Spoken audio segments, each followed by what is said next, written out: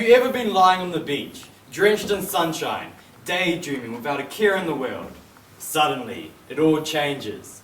A dark cloud moves across the sun, a cool breeze blows off the ocean, and a chill goes through your body. As you look up at the large, overpowering cloud, something catches your eye. There is a flicker of silver on the edge of the cloud. Within seconds, the sun bursts forth and once again your body is restored with warmth and comfort. Have you ever heard of the saying, every cloud has a silver lining?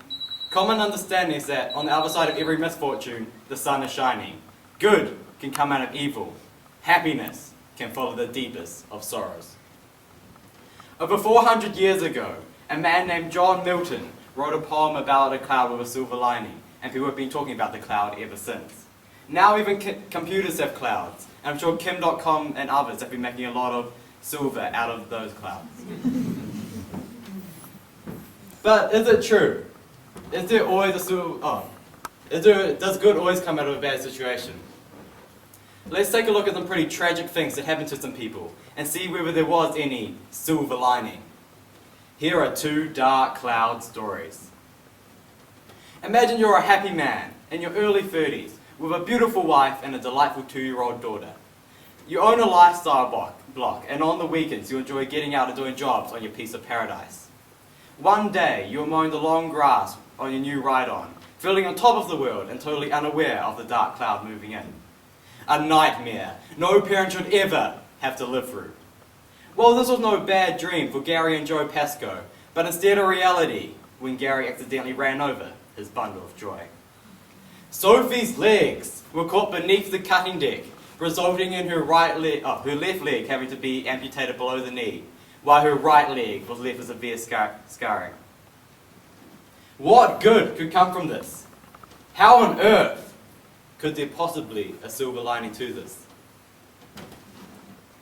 At the age of 7, Sophie began swimming and continued improving ever since.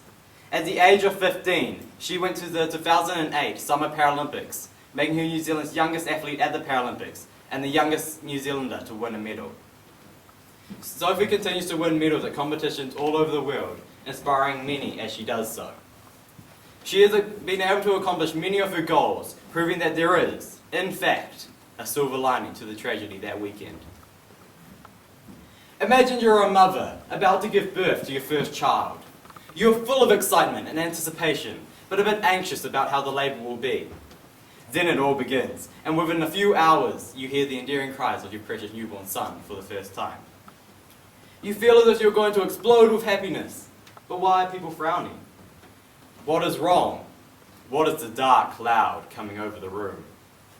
Nick Vujicic was born on the 4th of December, 1982, with Testra-Amelia syndrome, a rare disorder characterized by the absence of all 4 limbs.